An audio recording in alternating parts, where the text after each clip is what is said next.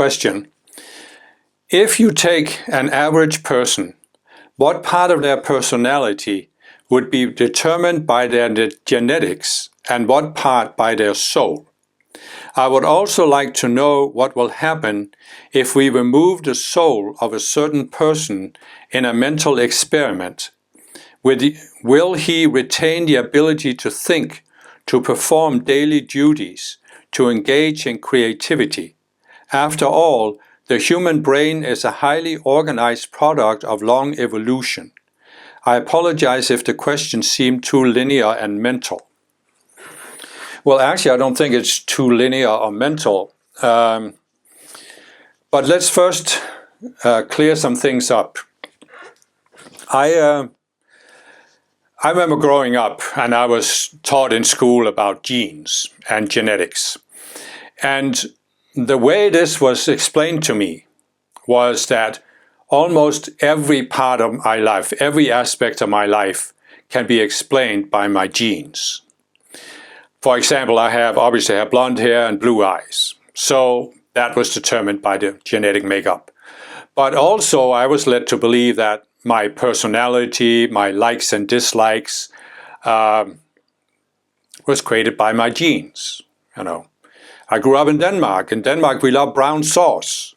That was supposedly genetic, according to the way I was brought up. So imagine my surprise when I was in my 20s.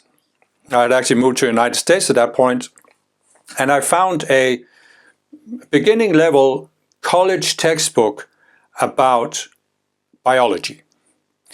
And I just was looking through it, and I read in there that the genes, the DNA, only contains instructions that tell your cells how to produce proteins. Now, if you have never heard this before, think about it. This was in a college beginning level textbook. So the genes, the DNA, tells the cells how to produce proteins. And there are many different kinds of proteins in the cell. They are the building blocks of the cells. But nevertheless, they are just physical things. And this is what DNA tells your cells what to do. Build proteins, the physical components of the cell. Now, how is that going to explain your personality? You can say, if you want to give a parallel, that you can find a book that tells people how to make bricks, how to mix mortar, how to put the bricks on top of each other, how to create lumber, how to put the lumber together to build the roof of a house. So here you have complete instructions for how to build a house, a physical house. But do those instructions of how to build the physical house say anything about the people who are living in the house? What I realized after reading that college textbook was I had been completely misled about the power of genetics and the power of DNA.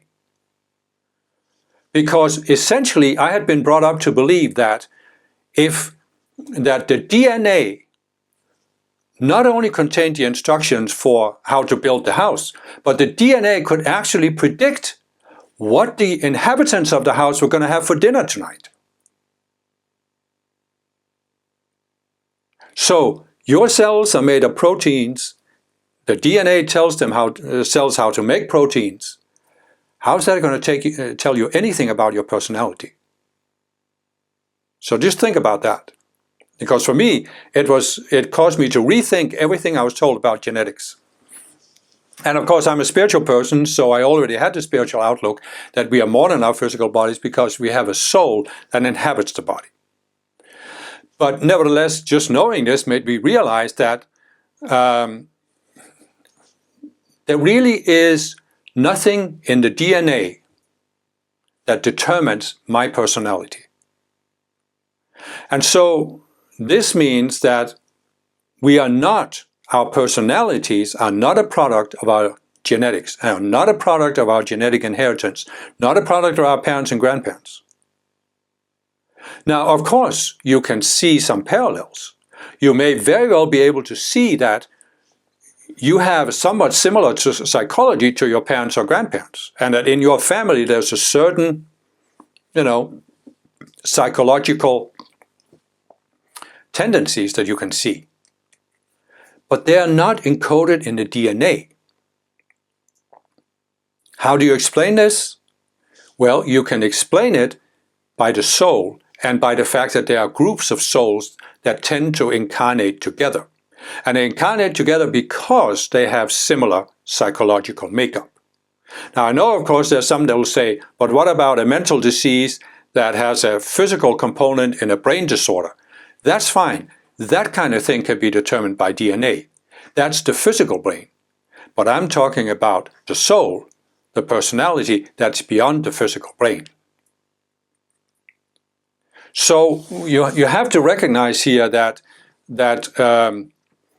as I explain it in several of my videos, we have an energy field around the physical body.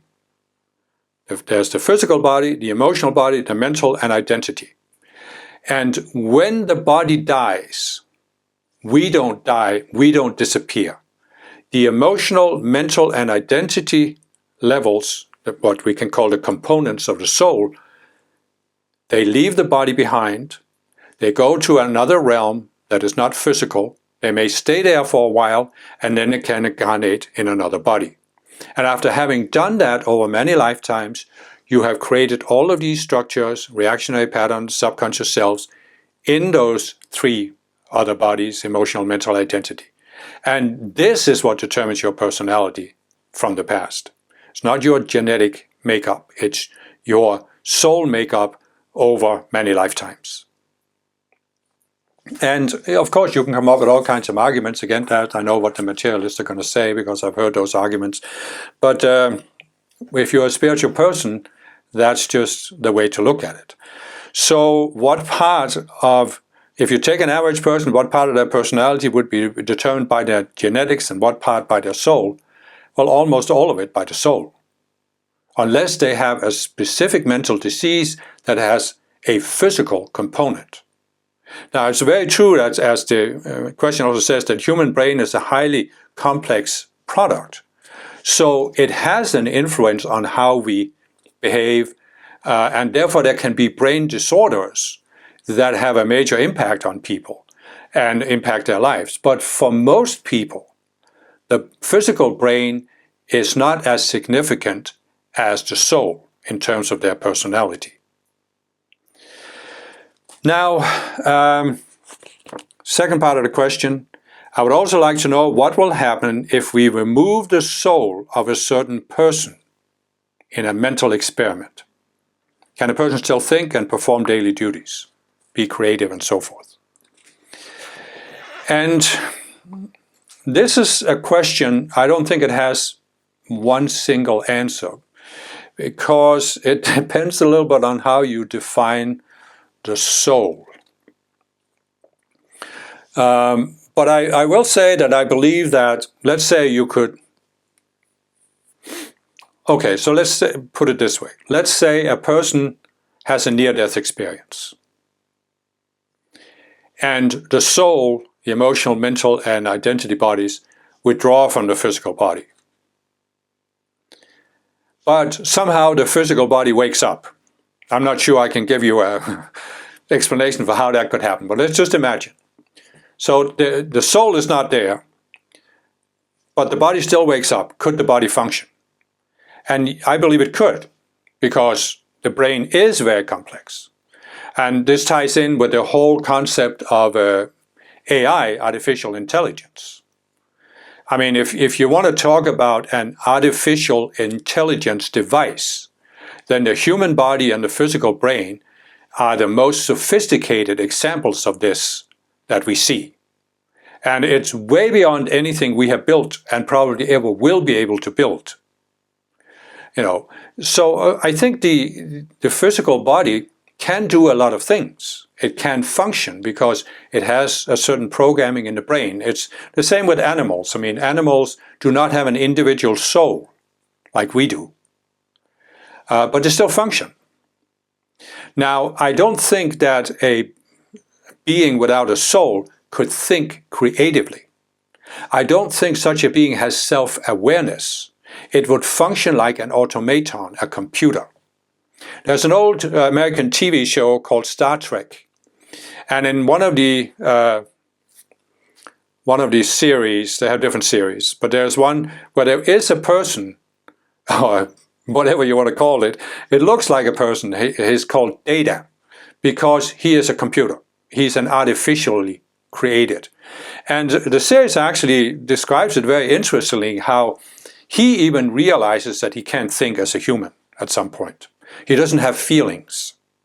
He just works based on his programming. And I think that's a fairly perceptive portrayal of it. In fact, the Star Trek series has a lot of visionary things in it. So I think, you know, a body, a brain without a soul can function at a certain level. And in fact, if you talk about what I've talked about in my video about how the world was created, that there are certain fallen beings that want to control people. Their dream is to create a soulless human being, because they think that such a being would not be able to think, and therefore would be controllable and follow orders. It would, for example, be the perfect soldier, the perfect killing machine. It's a little bit like the Terminator movies. You know, he is essentially a machine that has a programming, and that's what the fallen beings would like to create. These and in a sense, they have done this with. There's a large group of people on the planet who they have a soul, they have the ability to think, but they haven't used it for many lifetimes, and therefore they are functioning in a way like automatons. They are not really stepping back and saying, who am I? Why am I doing this? Why am I living this way that I was programmed to live? So they are not thinking creatively. So I know much more could be said about this, but I hope this at least gets people started on figuring out what's your opinion about this topic.